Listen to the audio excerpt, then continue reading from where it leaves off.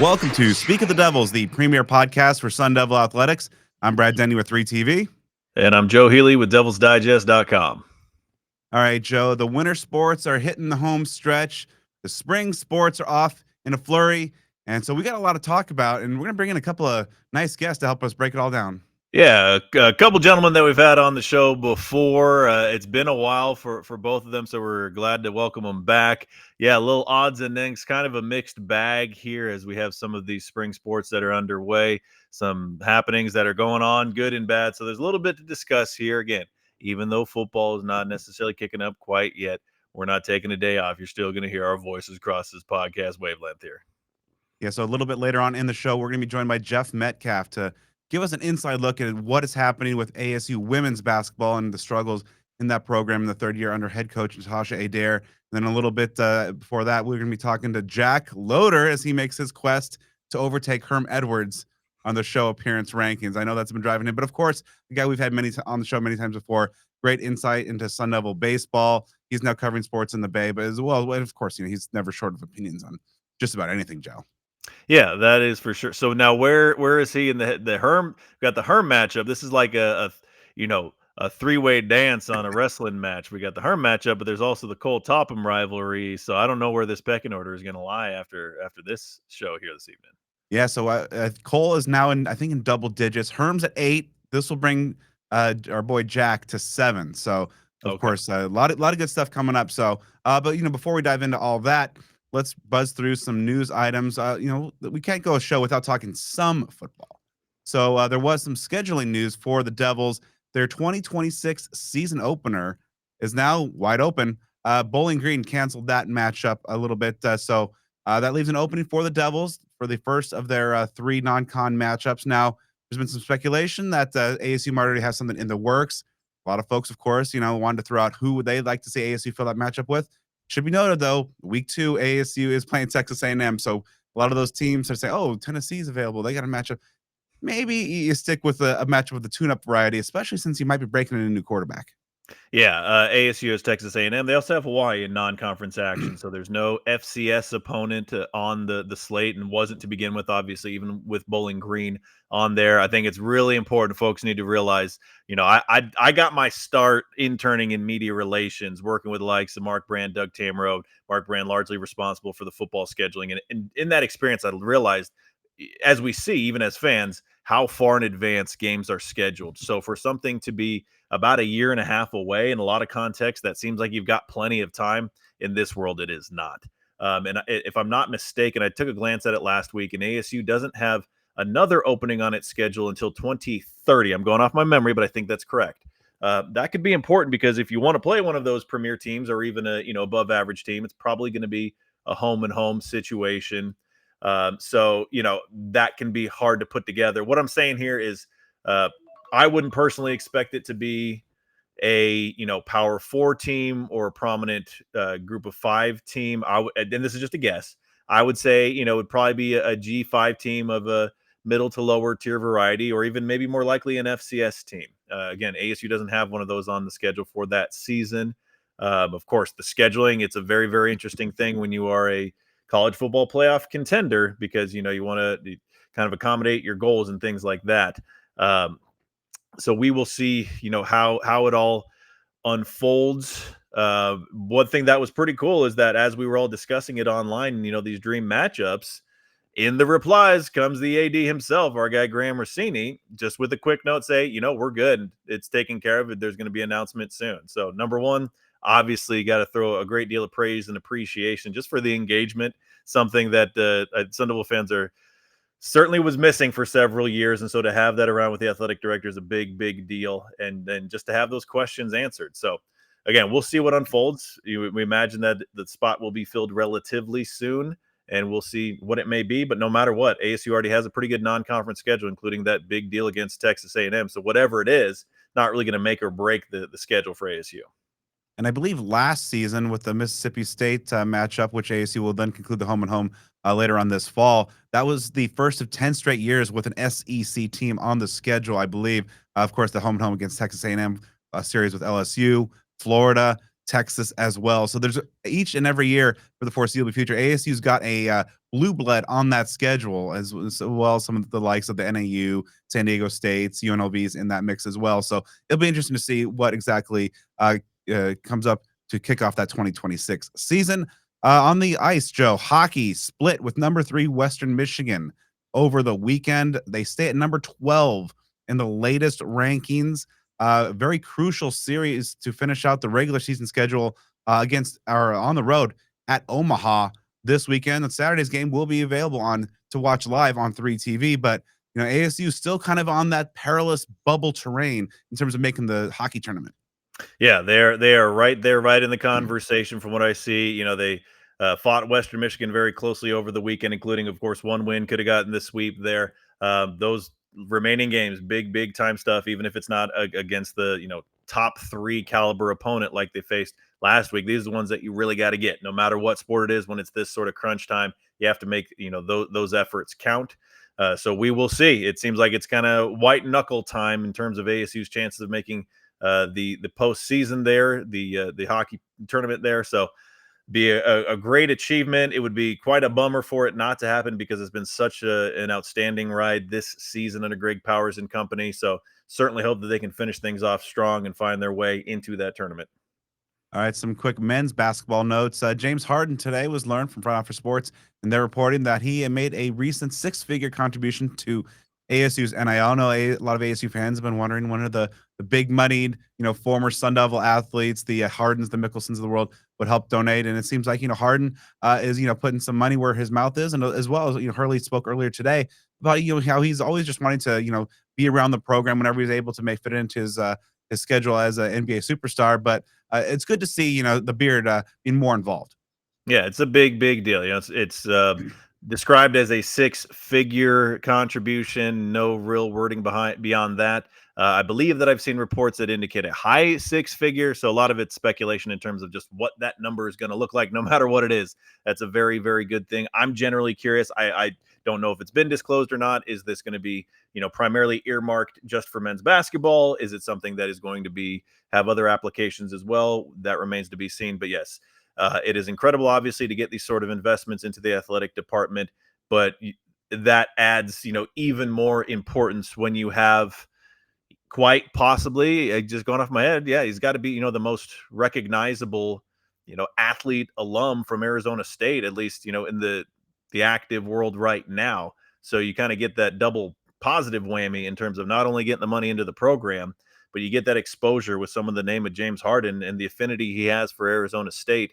So that is just great PR. We'll see if maybe others follow suit. That's not necessarily the point of the matter right now, but it's a great thing to try to keep Sun Devil athletics moving in the right direction. On the other end of the spectrum, the bad news for ASU men's basketball is their leading scorer has been dismissed from the team. BJ Freeman, kind of culminating in a series of both internal and external disciplinary issues, was dismissed prior to ASU's last game, in which ASU was able to get a big win, though costly with Jaden Quaintance being injured in that game. But just it seems to be like kind of an uncomfortable trend. Just like every year, it seems like a key member of the team either leaves the team or is dismissed. Yeah, it really has been. For Freeman this year, the odd circumstances with Jose Perez at the end of last season. You think back to the Marcus Bagley issue that spanned a couple seasons. Yeah, as you mentioned, it almost seems like it's sadly kind of an annual tradition. But of course, in true ASU fashion, they go out and get a solid victory against a solid opponent. When that happens, and when other injury issues are at play as well. So I guess go figure. But of course, ASU will be playing the remainder of this season without Freeman.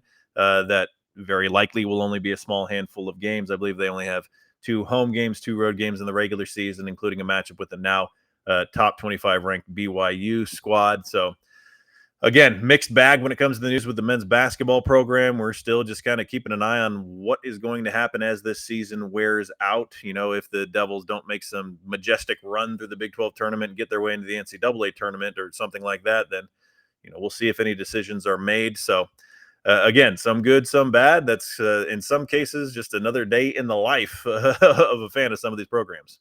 All right, so before we bring on Jack Loder and talk some Sun Devil baseball as well as some other things as well, Hats off to New Contradas who pulled a Big 12. Sorry, gotta remember the new conference. Big 12 Player of the Week award for a sizzling series against Oral Roberts, in which ASU took 2 of 3. The second Sun Devil in as many weeks to take home Conference Player of the Week honors after Brandon Compton raked to open up the season. And Joe, of course, ASU was very close, just a blown save away from sweeping Oral Roberts, but they did drop one game in that series, but still a respectable 6-1 start. Yeah, yeah. So far, just to kind of run through a brief summary of what happened last week, as you mentioned, ASU was up to a 7-3 lead after 5 innings on Friday, thanks in large part to the 11 strikeouts in 5 innings that Ben Jacobs had. Then the Devils had a 7-5 edge entering the ninth, but Oral Roberts scored 3 in the ninth inning to claim a 8-7 victory. The Devils bounced back on Saturday with a 12-5 win. It was 6-0 ASU after 3. Both Contradas and Vu had 3 hits on the day and each had a home run. Then Sunday, obviously it's a young season, but you got to call it the most complete game that ASU has had so far to date. Jaden Alba, young pitcher, struck out 6 in 5 innings with just 2 earned runs allowed. 5 home runs on the day for the team, including 2 by Contradas. It's making sense now why he was the Big 12 Player of the Week. So ASU at this very moment that I am speaking is 6-1. The reason that I give that qualifier is we're recording here. It's about 7:30 on Tuesday evening. ASU is right now playing at UCLA. Game 1 of a 2-game midweek set against that obviously very, very, very familiar opponent in the Bruins. Then they'll come back home this weekend for again technically another Big Ten team with a 3-game set against Minnesota. But like you said, coming out 6-1, bouncing back from that Friday defeat to claim the series. Sweeps are great, but they don't always happen. If you just keep on winning series more often than not, that's going to put you in a very good position. All right, so that's what happened then. So let's now bring in Jack Loder, appearance number 7, talk some Sun Devil baseball. All right, it has been far too long until our next guest has joined us on the show. Now, this is appearance number 7 for the great Jack Loder, who does all things digital for KNBR 680 in the Bay, covering all things going on in a very active sports region. But Jack, I know you are very concerned about overtaking a certain individual on the show's all-time appearance list. Well, there's only a few ways that I can stick it to Herm Edwards, and I think the one way that I can really assert my dominance over him as a Sun Devil and take out some revenge over on what he did to our football program is by passing him in the standings of the Speak of the Devil all-time appearance list. And Herm, I'm hot on your tail. So now, isn't that something that should be like part of the NCAA sanctions? Like he is, all of his Speak of the Devil's appearances for Herm Edwards are now stricken from the record. He's got an asterisk and got 0. I think that's the way it's got to be. No, those banners can't hang forever. I when he goes to sleep at night, I hope he's not comfortable with his current standing, because 1, should be stripped. That's a good point, Joe. And 2, I'm coming. Objects in mirror are closer than they appear. And you get leapfrogged by me. Your footprint is dissolving quickly. So when you get to appearance 9, you gotta like I want like the meanest mean girl type tweet. It's good. I do have a plan. We'll have to see. Maybe depending on how well the baseball team does this year, we'll see how many I get to this spring. But I will get there, and when I do, it will be everyone's going to know about it. I like that not much has changed, in your post-college life. But on that topic, before we jump into Sun Devil athletics, just catch us up. How's life? What's new? Tell the folks who followed along with you when you were Devil's Digest what life is like out there for you. Life's good. I'm living in San Francisco, which is my home. I grew up just outside the city, so now I'm living and working here. I've been lucky enough to land an awesome gig, like you said, Brad, at KNBR, which we do Niners and Giants coverage primarily. We also do the Warriors, although we're not their flagship like we are with the Niners and Giants. So it's a lot of video, audio editing, a lot still doing the writing thing, more opinionated also. So that's fun. But no complaints. It's been awesome work-wise. I live with a lot of my good friends here in the city. So I'm still keeping close tabs on Sun Devil athletics, but I'm doing a lot more professional coverage with the teams in the Bay here, because it's a professional market. There's not much college athletics going on here besides Cal and Stanford. So having fun, but still keeping tabs on ASU athletics, and enjoyed the heck out of that football season, and hoping that the baseball team has some similar success to that. So like you mentioned, not in Arizona anymore. And even though it hasn't been that long for Sun Devil Athletics, a lot has happened in the last year or two. Thankfully, things are much different, much better in a lot of respects than they were when you were in school. So, just what are your observations, opinions in general about how Sun Devil Athletics, maybe not necessarily sports specific, but just the landscape of the athletic department right now? Yeah, well, I think Graham Rossini has done an incredible job just changing around the vibe, and there was really nowhere to go but up when Graham took over, to be fair.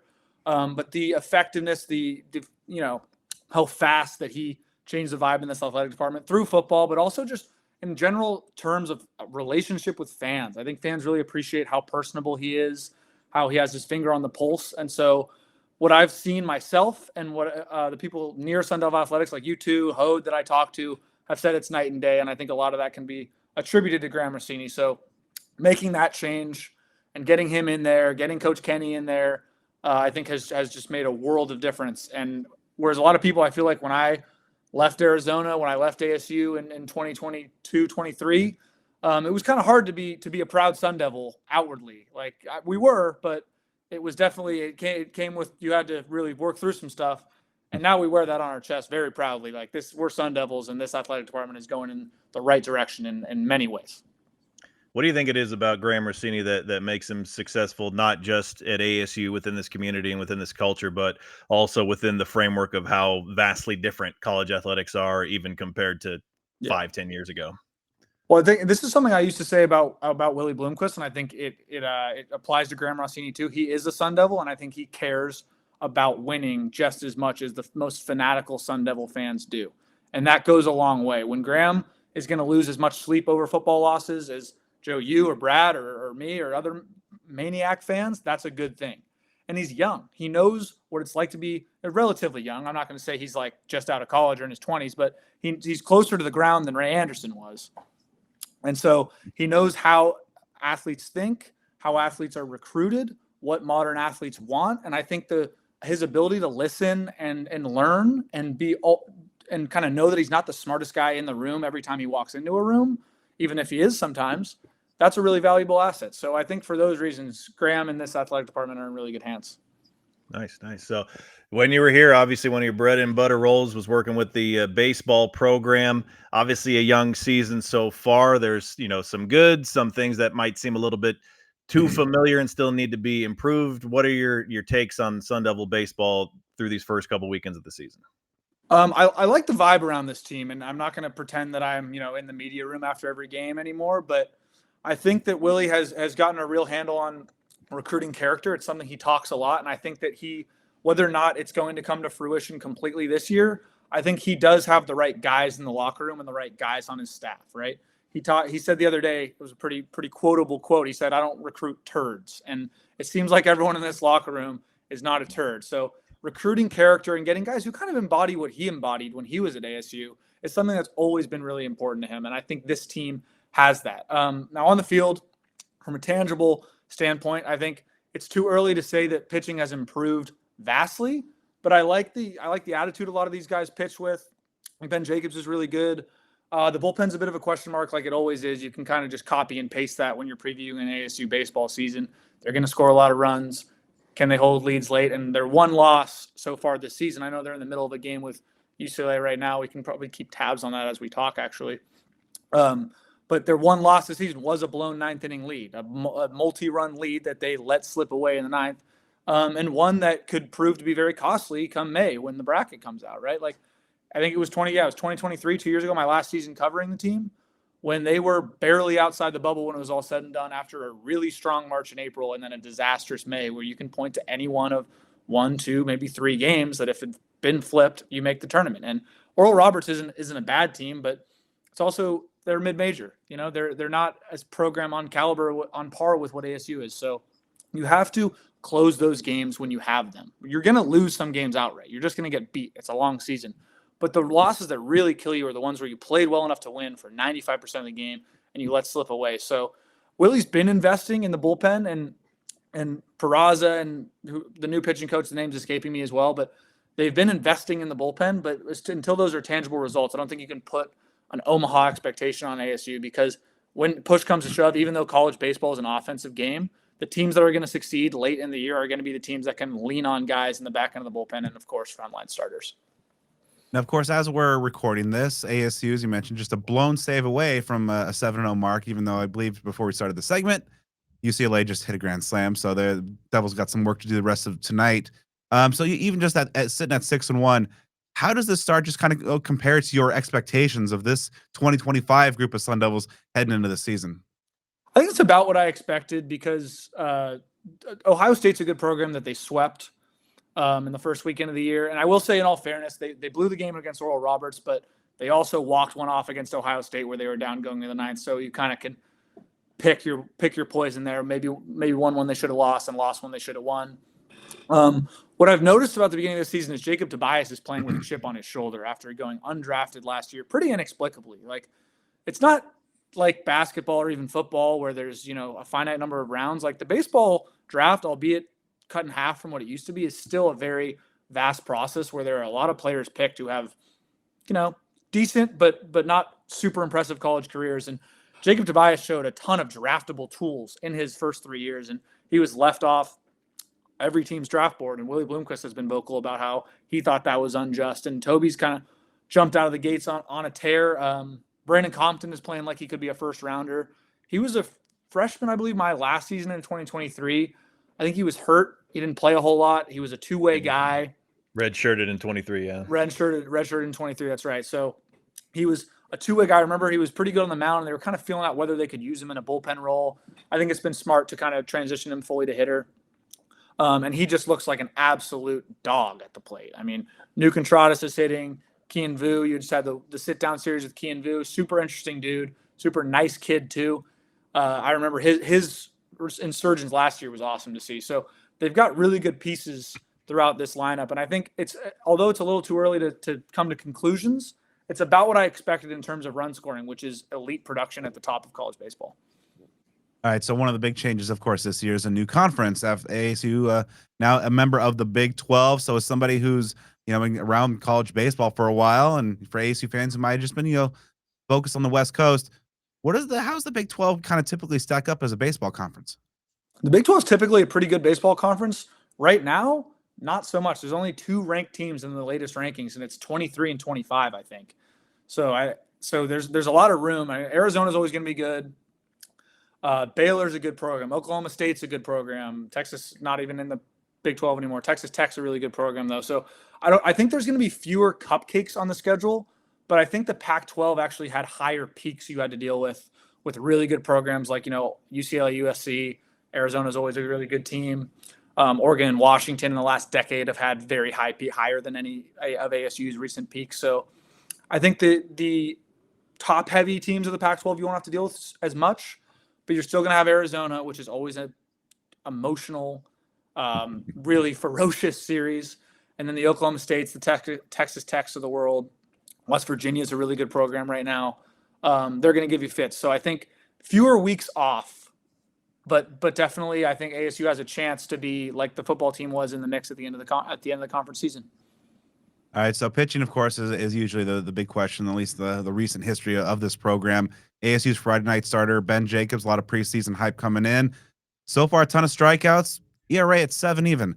Any reason to worry there? You think this is something that kind of this is going to be something that kind of maybe moderates and he gets back to a more dominant Friday night role going forward? I think he's just been a little bit jumpy and a little bit anxious in the first couple starts of the year because the stuff has been there, like you mentioned with the strikeout numbers. But I believe he's given up runs in the first inning of both of his starts so far, which is a lot of starters deal with that issue. Well, one, on the face value, you're facing the other team's best hitters in the first inning. So oftentimes teams will score in the first. But if he can settle down and get to the kind of the cruise control he's been on the third and fourth, I think he's not going to have as many first inning issues. He's also been victimized by some poor defense, some bad luck, and that's going to happen throughout the course of a season. He only has 9 innings pitched. This is really a really small sample size. So I'm not worried at all about Ben Jacobs. I think that the hype surrounding him is very real, and that ERA will get whittled down throughout the year. So how about Isaiah Jackson? Because he's someone that came to ASU with all-world credentials and has done it in the Defensively in center field, the bat has been inconsistent. Started off like gangbusters last year, but that tapered off over the course of the season. Doing pretty good so far. A little bit over what he batted last year in this small sample. What do you like about him? What does he need to do to really maximize that?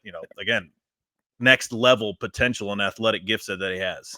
Yeah, well, you mentioned it. He's a big league defender. Like he could play center field in the major leagues right now. Like he is that much of a Gold Glove caliber player out there. And the bat being inconsistent is kind of the best way to describe it, because he goes on these red hot tears where he's getting in the box and he thinks and you think and I think that he's going to hit a homer every at bat.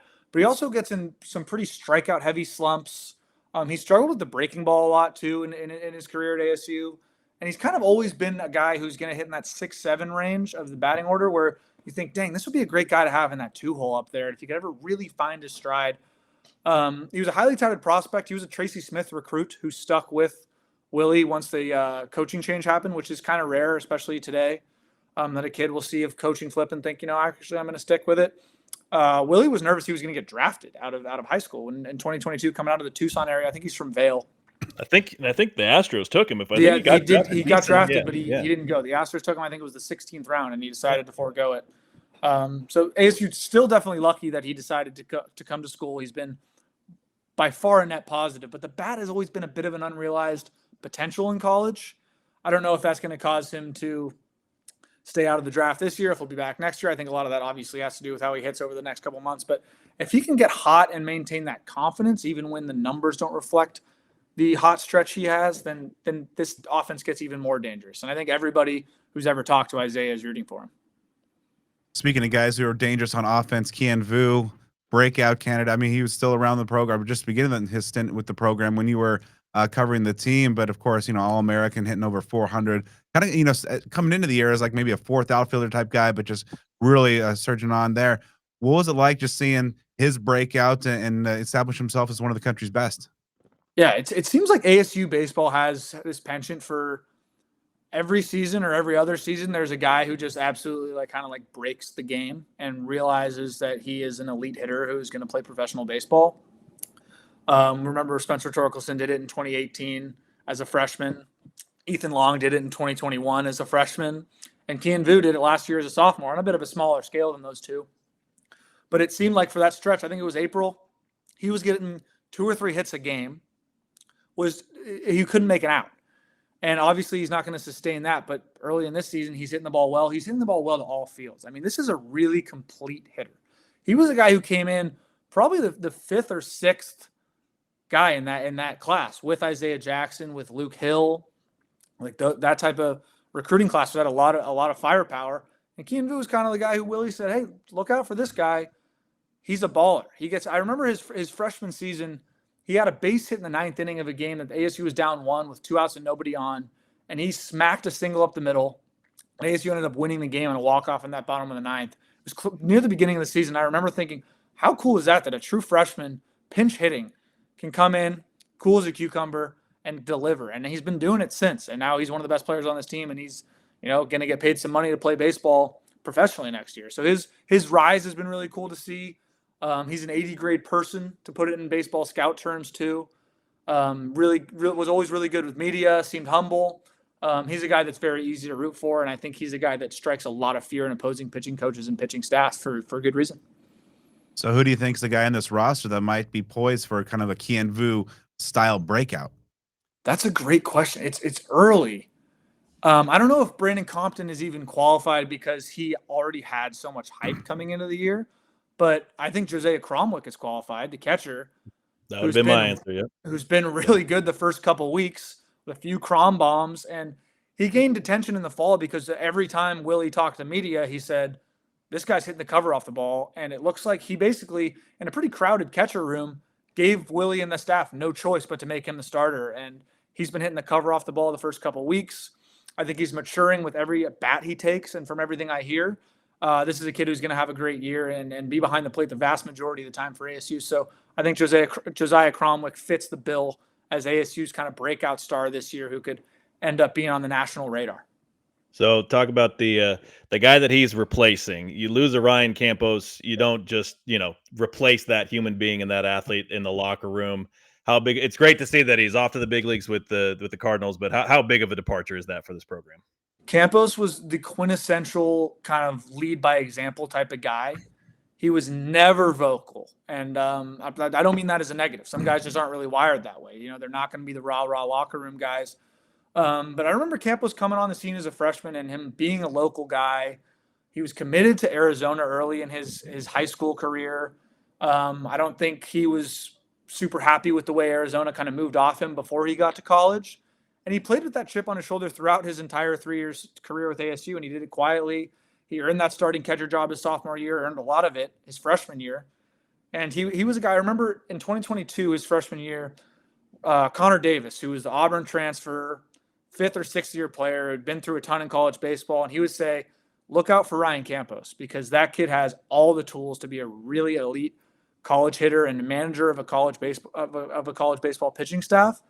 And that proved to be true time and time again in his sophomore and junior season. So filling that void is not easy. It's not just going to be Josiah Cromwell. I think guys like Vu and Compton and Isaiah Jackson have to step up and show younger players that this is the way. This is Sun Devil baseball, both vocally and by example. Because Ryan Campos was a guy who I think commanded a ton of respect when he stepped on the field from both his teammates and the opposition. So I'm super excited for Ryan, though, like you said, with the Cardinals now. I saw some videos of him the other day in spring training, blocking balls, just putting in work, what looked like 6 or 7 a.m. and out in Clearwater, Florida. So, or maybe Jupiter. I forget where the Cardinals train. But I'm super excited for Ryan, and I really hope one day he's a big leaguer. All right, so talking about the bullpen, that has often been kind of, 4-letter word for Sun Devils in recent years. Some good stuff. Will Koger comes in, gets a couple of saves early on, then blows a save.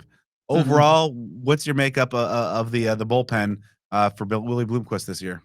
Yeah, it's too early to give a super solidified assessment, but I think the benefit of, or they don't deserve the benefit of the doubt is the way I'll put it. Basically, you're gonna have to prove to me that a Willie Bloomquist, Sam Peraza, I'm sorry if one of you guys has the pitching coach's name. Jeremy Accardo, led bullpen can do it before I believe it, because nothing we've seen since, I want to say the better part of a decade has shown us that ASU can be, or maybe since the RJ Dabovich days, has really shown us that ASU can be a fearsome back end of the bullpen, which is so important in college baseball. And I'm not just going to sit here and say that it's only an ASU issue. I think it is accentuated by the fact that ASU has been so good at the plate that it often feels like it's almost tragic that they're so shaky in the bullpen. But in all of college baseball, pitching is very top heavy. You have your guys who are going to be first and second rounders, who are elite starters, who blow through the minor leagues, usually out of the SEC, like your Paul Skeens of the world. But a lot of teams struggle with depth. Even in Omaha every year, there are really high scoring games. Like when you get to Sunday, especially at the end of a weekend series, and you're on your third starter and your frontline relievers have pitched the last couple of days and oftentimes can't pitch. So I think ASU, it's not like it's only an ASU issue, but ASU is a team that scores a lot of runs. And when you lose games 12-10, 13-11, 13-10, it can really tax a locker room.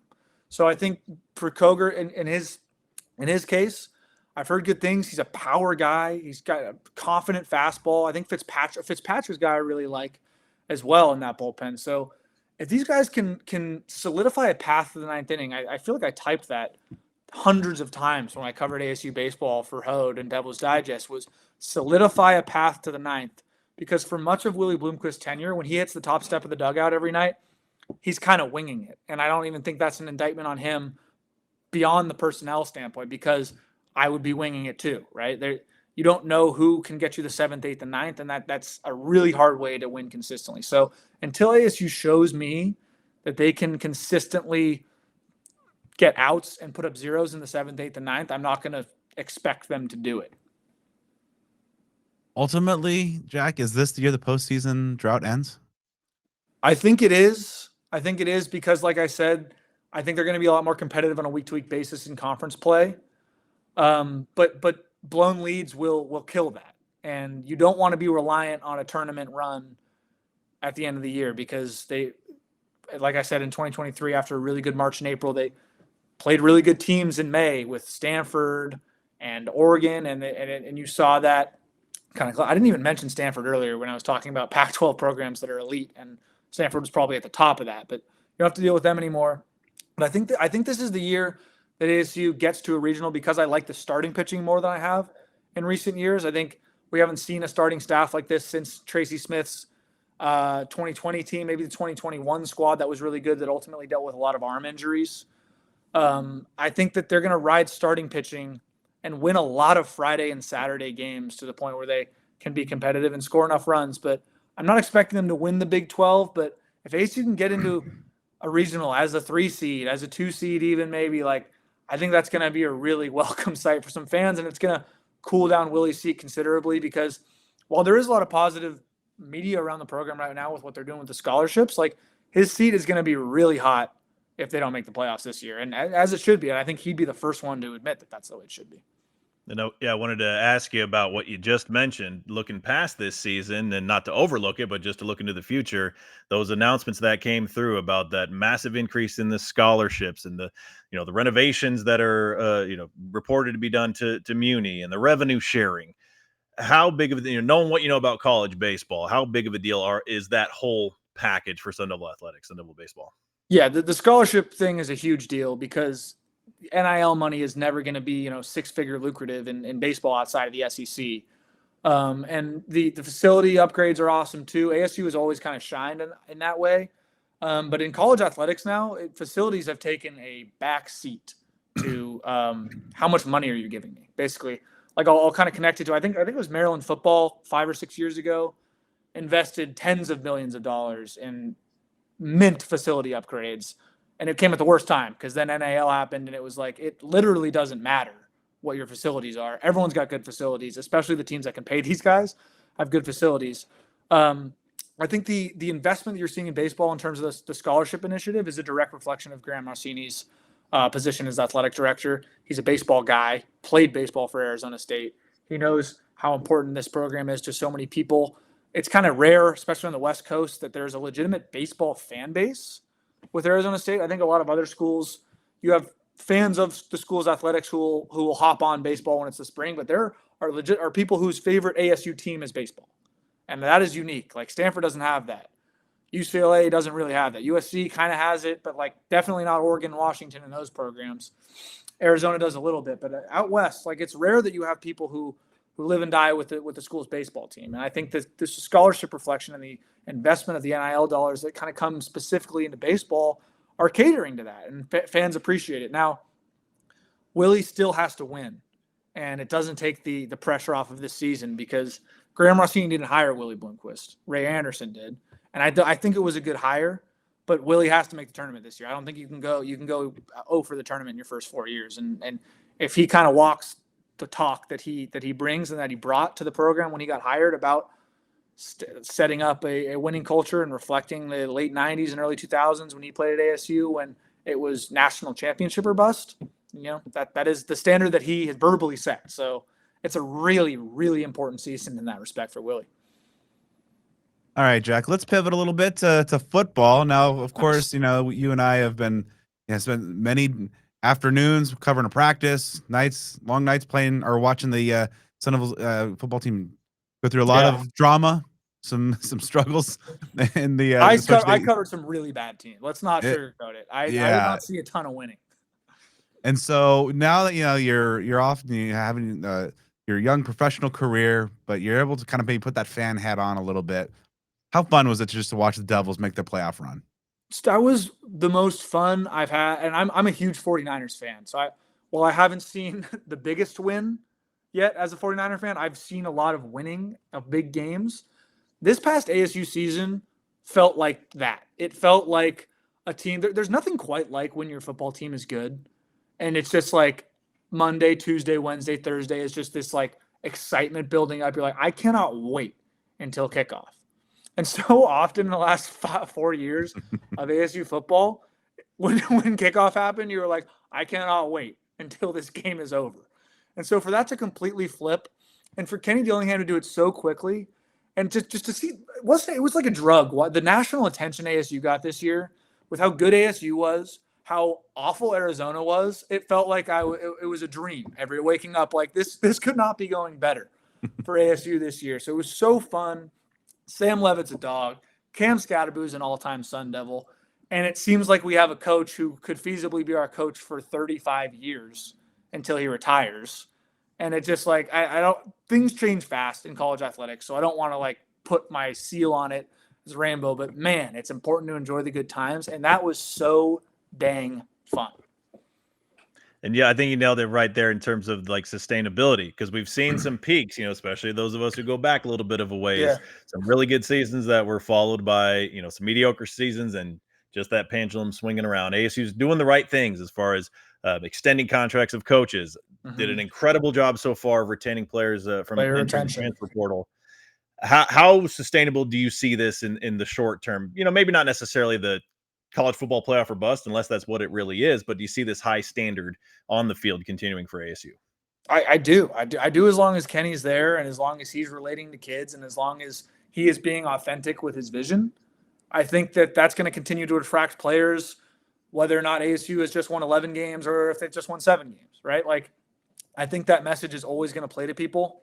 He's expertly played into everything that the Valley has to offer that's good, right? And like, with the weather and especially like the winter months and the proximity to a major market city, he is Mr. Arizona, right? Mr. Phoenix, Mr. Valley. And I think that kids, especially the way he recruits, the way he talks to high school kids, the way he recruits players in the portal, especially Arizona high school football players who went elsewhere. We've seen a really strong a pilgrimage almost of people coming back. So I do think it's sustainable. And like you said, I'm not saying they're going to make the college football playoff every year. I'm also not saying they're not. Like, if the college football playoff is expanded, and if ASU is going to be one of the best teams in the Big 12 every year, and Kenny Dillingham is making that, these grandiose predictions of like, I loved his analogy of how there's a new team, there's a new program that arrives every decade with, there was Florida in the 90s, there's Oregon in the 2000s, there's Clemson in the 2010s. Like, why can't that be ASU? And as long as Kenny Dillingham's there, as long as he's making the right calls, as long as he's developing quarterbacks and attracting good players, especially guys who may have been overlooked at their last stop, I don't see why ASU should not be a 8+ win program perennially. What are you most looking forward to for this upcoming 2025 season? I'm looking forward to how good Sam Levitt is. I'm looking forward to seeing him sling it, seeing him compete for a Heisman. I'm looking forward to packed Sun Devil stadiums that are like rabid. Like I know you guys have seen that because you've been around the program for way longer than I have, but way too many times when I was at ASU, it was empty seats by the second half, almost a soulless tailgate scene that still needs work. I know Graham's working on that too, but I'm excited to see how good Sam Levitt is this year, if he can launch himself into elite, first round talks, and 2, to just see how much hype is around the program, like game days. I'm excited for, I think it's NAU is the opening game, right? Yep. Yeah, like I'm excited to see Tempe on that day. People are going to be tailgating. It's going to be hot as heck, but people are going to be out tailgating in the parking lot at 5:30 because people are going to be really excited to see this team. I think it's a great schedule too. So I'm excited to see ASU compete and see how ASU responds to having a target on its back, because last year they didn't have a target on their back until like damn near that Kansas State game. And then when they came back home for BYU, that was the first time people were like, oh, this team is ranked and they could be a Big 12 championship contender. And I think ASU is going to have to deal with getting people's best shot in this conference because, 1, they're not going to sneak up on anyone, and 2, it's human nature. It's competitors' nature. ASU is the champion of the Big 12, and the 15 other member schools and the 15 other teams are going to take that personally, especially Arizona. So this is going to be a year that ASU has a lot to prove, but I'm damn excited for the last few days of August to see this team run out of the tunnel. Does that mean you're coming down? Are we going to Jack Loder appearance at the opener? I don't know about the opener, but I'll try to make it down. Yeah, it sucks that ASU doesn't. I like that they're in the Big 12 football wise, but it sucks that there's not an annual Stanford or Cal road trip, because that would be somewhere I'd always be. Last year I was at the Kansas game in October. It's Gabe Swartz's bachelor party, and that was an awesome game to go. I remember thinking, this is such a great game. Like, ASU's playing well. Like, we're going to go to a bowl this year. Like, we're going to get bowl eligible this year if we win this game. And little did I know that would be, I think, the 5th of their 11 or 12 wins at the time. But I'm gonna try to make it down for sure. I'm gonna try. I didn't get to go to the Big 12 championship or the Peach Bowl, but I'm gonna try to make pilgrimages too, because that was so fun to watch. And what I mean, were you guys both at the Peach Bowl? I know you were, Brad. Joe, were you at the Peach Bowl? I didn't make it out for that, but I did break that damn road curse at Texas State. So a lot of miraculous things. That was a great game. That was an eye-opening game too, wasn't it? Like, that was one of the oddest moments of my life, because I was just, it's a very, very small facility, obviously. Yeah. And if you recall, there was the same thing that happened in the BYU game with the launch the ball in the air to try to run the clock out, and they review it. I mean, I was ecstatic just for the win and to get that monkey out of my personal back there. And it was, I mean, there might have been 100 people in the stadium when they ran that last play. It was like this could be the craziest, most heartbreaking ending in sports history in front of 5 people, So they got that one, and that was just beacon of things to come. I just remember thinking, like, when they won that Texas State game, like, that's a game that they would have lost 99 times out of 100 the last couple of years. Like, that was a game that they would just lose a high-scoring game because they weren't the tougher team, and they were the tougher team that night and all year.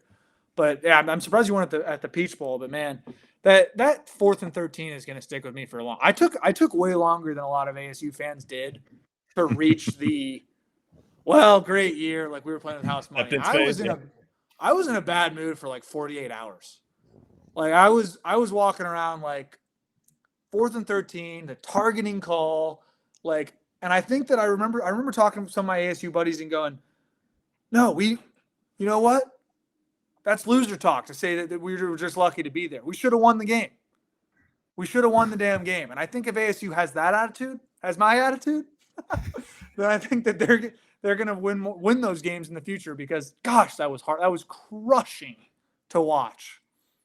If you'd have been around, and if you had the dual experience in life that those of us of Brad and my generation have, of having seen the David Boston reception in the Rose Bowl, I was basically in the nosebleeds, but a direct shot at like 14 years old. Yeah, there have been some heartbreaking times, that's for sure. Yeah, but it's good to have some balance these days. Usually it was just kind of all that side of the equation. Right. Definitely good to have some balance. And this was such a fun team. And like, I wear my ASU shirt around, and people would be like, wow, it's not like great year, great team this year. And whereas in the past, people would just ignore it or be like, oh, sorry. But I wear my ASU football shirt. I bought some new. That was one thing I wanted to do when I got down there for the Kansas game. I bought some merch, some Big 12 branded merch. I loved it. It was so fun. And I hope the baseball has this, because baseball is like my baby when it comes to ASU athletics. Like, obviously football is the front lobby of your athletic department and your university, really, but baseball is my baby. So a 2024 football-esque run for the 2025 baseball Sun Devils would make me so happy. And hopefully they can make some noise, because it's been too long for ASU baseball. That kind of run would definitely get you back on the show a couple more times. Herm would be screwed up at that point. If ASU baseball got to a regional, that would be it for Herm. I'd be like 3 episodes up on him. Well, let's hope that comes to fruition, because this is a lot of fun always catching up with you, Jack. For any folks who might not have caught you during your tenure down here with Devil's Digest, how can they keep track of all the great stuff you're doing? Find me on Twitter or X, the everything app, at _JackLoder_. I'm retweeting a lot of work content. Like I said, I'm doing a lot of video and audio production right now. Is what is the nature of it when you're doing digital media for a radio station. So if you're into the Giants and the 49ers and the Warriors, it's going to be a lot of your stuff. But if you're just into my content, I appreciate that. Follow me there. Follow us at KNBR. A lot of my especially Twitter and social media presence is about ASU athletics too, because it's my personal account. And I'm tweeting about ASU football and basketball and baseball, and I'm a Sun Devil. So I'm a Sun Devil, and I feel like after this season and after that Texas loss, I'm now a branded Sun Devil. Like, I have that moment of pain that altered me for multiple hours and days. That is like almost like it's initiation night. Like, I have the letters burned on my thigh.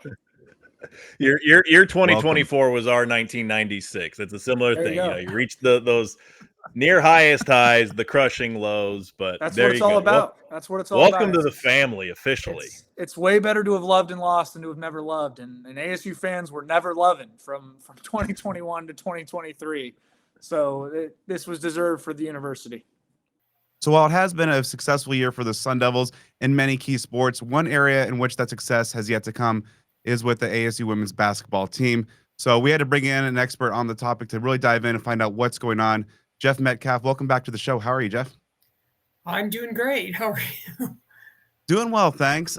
So before we maybe take a bigger picture look, let's look at this season in particular for the Sun Devils. It seems like there was maybe some hope, some optimism, maybe even some talk with a potential big three with Skinner, Brown, and Basham. So far this year, they of course have won the most recent game to snap a lengthy losing streak. What overall has gone wrong in 2024, 2025? Well, I think you've got to start with some injuries to be, not as an excuse, but just as the reality. They have had injuries. I think that they just haven't quite. They're relying a lot on portal transfers, and they just haven't really been able to mesh everything together through any of these 3 seasons yet. This is in some ways a continuation of that. I think they defensively are just not where they need to be. They're last in the Big 12 in defense. They are in the middle of the pack offensively, but the combination, I think their scoring margin is maybe 15th in the Big 12. And the Big 12 is really pretty good. It might not be quite as good from top to bottom as what the Pac-12 was, but they've got 5 teams in the top 25 and then several other right below that are sort of NCAA bubble teams. And so it's every week, almost every week you're facing at least one ranked team. And that's how they got on that long losing streak, because they won a couple early in the conference, and then they got in this cycle where they were facing these much better teams. And the next thing you know, you turn around, you got a 12-game losing streak, which, like you said, they just ended that at BYU. So good for them. It gives them a little bit of a lift here going into the end of the regular season. Of course, taking over for a legend is difficult, but a 28-59 overall record, 7-45 conference record is really not what anybody hoped through 3 seasons under Natasha Adair. What have been kind of the big picture issues so far in these 3 seasons in Tempe? Well, I think some of what I just said, injuries for sure. They've had injuries all 3 seasons, but I also just think that they haven't found the right recruiting combination yet. I mean, they're bringing people in, Jalen Brown, Skinner came in with Adair. I mean, they're bringing some people in that are bringing things to the table, but not enough of them. And, maybe I'm a little old fashioned, but if you're just relying on the portal for your recruiting and you're not really making significant progress in your freshman recruiting, I just think at some point that's going to catch up with you. And that's been an issue for them as well. So it's a little bit of a catch-22 because they need to succeed as fast as they can. So they're leaning on the portal. But if you're not getting it that way and you're not recruiting freshmen on the other end, it's kind of hurting you both ways. So in an age where the women's game is really exploding in popularity and is becoming more and more prominent, just how damaging has the timing of this kind of multi-year slump for the Sun Devil program been? Yeah, I think that's a good point, because this isn't a real inflection point nationally for women's basketball, both at the college and the WNBA level. And I think if you're Graham Rossini and you're sort of evaluating where the program's at, Natasha has 2 more years left on her contract. And I think what you're going to have to decide is, can we make enough progress next year to warrant continuing with this coaching staff? Because if not, you don't want to keep falling further behind. And after you get to the last year of her contract, if next year doesn't go well, now you're in a real bind where you probably have to make a change. So I think he's going to have to look at it really hard right now and say, what do I really think the state of the program is, and what's the chances to make an appreciable improvement next year, and then make a decision after that. That kind of leads perfectly into the next question. Just at the end of the day, how hot do you think Adair's seat is as the leader of the women's program? It's a little bit hard to tell. I think they like her, and I think they want her to succeed. I wouldn't be shocked if they went ahead and gave her one more year and then saw to see where they were at the end of next season. But then, like we were talking about with where women's basketball is right now, if you really don't have a lot of confidence that next year is going to be a lot better, then you got to look at it really hard and make a hard decision there. Is that the best move or not? Also, on the NCAA front, they're starting to give out performance units this year. So there's some financial incentive as well for getting into the NCAA tournament. And obviously, ASU is not going to make the NCAA tournament.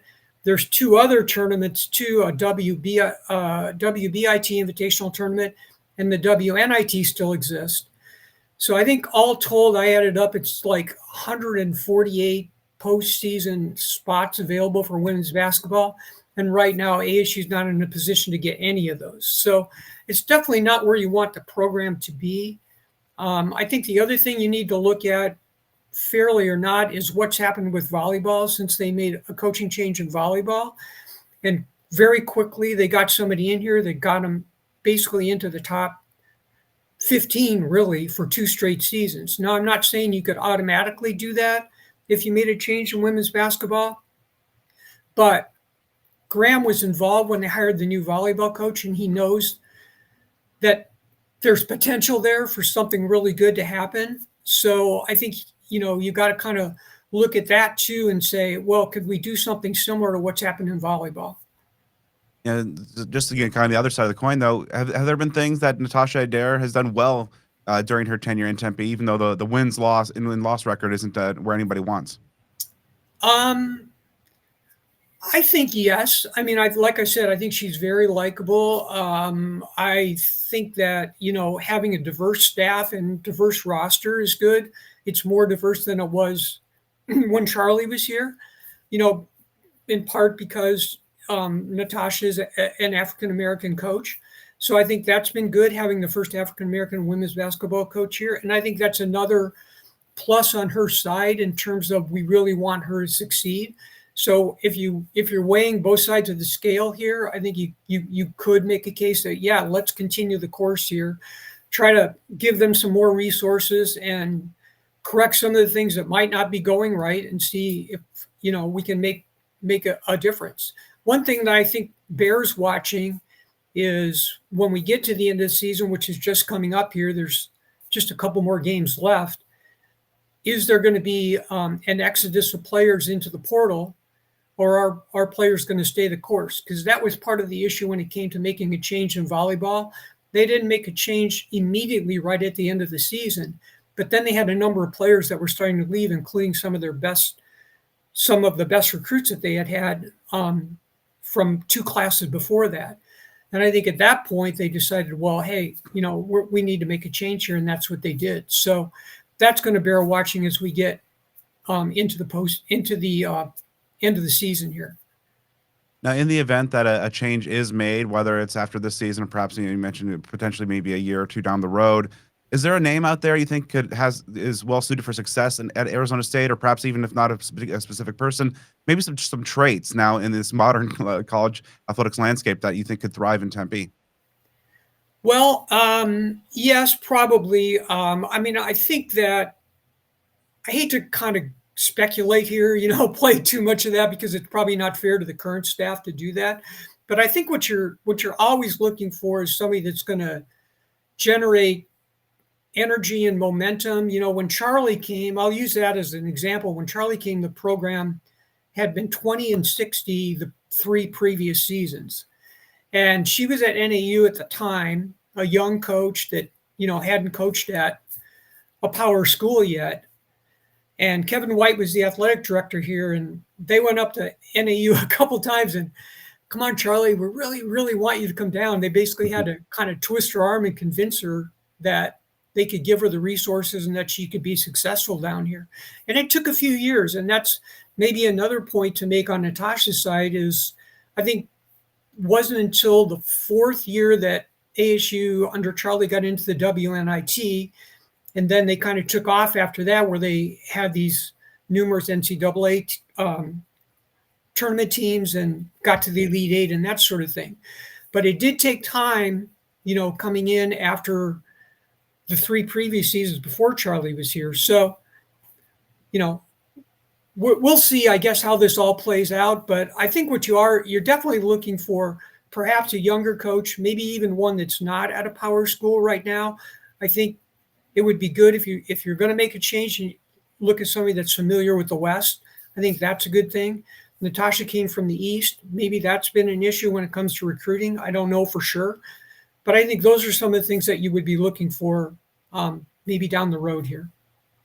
We're kind of switching gears a little bit. Of course, during your great career, you very closely covered ASU baseball for so long. Even though ASU has not made the tournament so far under Willie Bloomquist, what's your view of just kind of the current state of ASU baseball and the trajectory they're on right now under Willie? I think, every ASU baseball coach since Jim Brock, maybe since Bobby Winkles even, I can remember Jim Brock even saying this to me. It's not the same as it used to be. It's not the same as it used to be, and so each ensuing one has found out how much more difficult it is to really succeed in college baseball.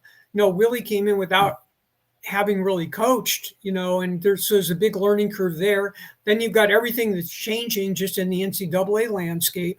So I'm glad that they're sticking with him, and I think he's made a lot of progress and progressed the program to the point where hopefully they'll get in the tournament this year. I know they lost to UCLA last night, but I still think in general they're off to a good start. I do think having Graham as the AD is a good thing for baseball because his background is he's spent a lot of time in baseball, first at ASU and then with the Diamondbacks. I think he really wants baseball to succeed. And I think that, again, let's keep putting resources into it and finding out, ways that they can shotgun problems and improve them. It's been a long time since they've been in Omaha, though, and fans are very antsy here because to them baseball is one of the flagship programs for ASU, and it should be, given its history. And when you haven't been to Omaha, I think since 2010 now, it feels like an eternity when there were stretches of ASU's history where they were there basically every year or every other year. So, I think they're moving in the right direction. I like Willie. I like having coaches with ASU ties. I think ASU's been very successful with that. And, Kenny Dillingham is the latest example. So, hopefully this will be the year that they get into the tournament and, whether they can be good enough to contend for Omaha, I don't know. But you got to take it one step at a time, I think, when it comes to the postseason. And the last one for you, kind of on a macro view, you mentioned Graham Rossini, his ties to baseball, but, in by his year, at the helm of ASU athletics, you've seen some big time successes, of course, football, volleyball, hockey making a run, hopefully for the tournament. Overall, how do you compare the early Graham Rossini era and some of the moves he's made kind of compared to, his predecessor in Ray Anderson? I think he's a very approachable, likable person. I think he listens well. I think he cares what the fans think. I think he's done things you've seen, things that are trying to make Sun Devil Stadium more fan friendly for football. And of course, it helps when the team was as good as they were. But I think that beyond that, they were doing things, whether it's concession pricing, certain things with parking, things to really try to upgrade the fan experience. I think the next biggest thing is going to be trying to figure out this Desert Financial Arena renovation project. And one thing that I think people should remember, and I don't know exactly all the details on this, but everything that you're seeing happening in the Novus corridor as far as restaurants, hotels, et cetera, well, in lieu of property tax, there's money from all of those commercial properties that are going into ASU that are supposed to be spent on ASU athletic capital projects. So when it comes to fundraising, I'm sure they'll do a traditional fundraising for Desert Financial Arena, but you should also have hopefully a significant amount of money coming in through the Novus corridor that you can apply toward that too. So I just think whatever happens in basketball on the men's side, the women's side, you've got to get that piece fixed because that's going to help everything. and that's something you can sell to recruits. So that's maybe the next biggest thing for Graham in my mind. Well, that's all I got for you, Jeff. Thank you so much for taking the time, sharing your expertise and insight into the current state of Sun Devil women's basketball and other sports. Thanks so much. All right. Thanks for having me. And that's going to do it for this episode of Speak of the Devils. I'd like to thank our guests, Jeff Metcalfe and Jack Loder. Still a lot of Sun Devil sports going on in the coming months, so make sure you stay with us on the social media side of things. Follow the show on Twitter at SOTD Podcast. Follow us on Instagram at Speak of the Devils. Subscribe on YouTube. Follow on Facebook. Give me a follow on all things social at BDenny29. And you can follow me at Joe Healy 42. Of course, we got to give a shout out to our awesome sponsors. Truly appreciate each and every one of them and encourage you to give them your hard-earned money. It's a great place to do that. Starting with Cactus Sports, of course, Jones Auto Group, Burrito Express, expanding and seemingly every day is Burrito Express, DevilsDigest.com, Spaghetti Shack, Sun Devil Family Charities, as well as another Brad will tell you about as well. And Home Field Apparel, where you can get 15% off your first order at homefieldapparel.com with offer code SUN24. As we talked about recently, they just dropped their new Rinkside hoodies as the Sun Devil hockey team's making their bid for a tournament berth. It's a pretty awesome hoodie, and you can get it for 15% off with offer code SUN24. And also, if you're interested in Jake Plummer's Umbo, the functional natural mushrooms that he's got going on that you heard about, he's given our listeners an exclusive offer code SOTD15 for a similar 15% off your order at GetUmbo. That's GETUMBO.com. And also, once you're done supporting our amazing sponsors, drop us a 5-star review on the podcast platform of your choice. And especially with all these sports coming to a head, Joe and I will be back soon.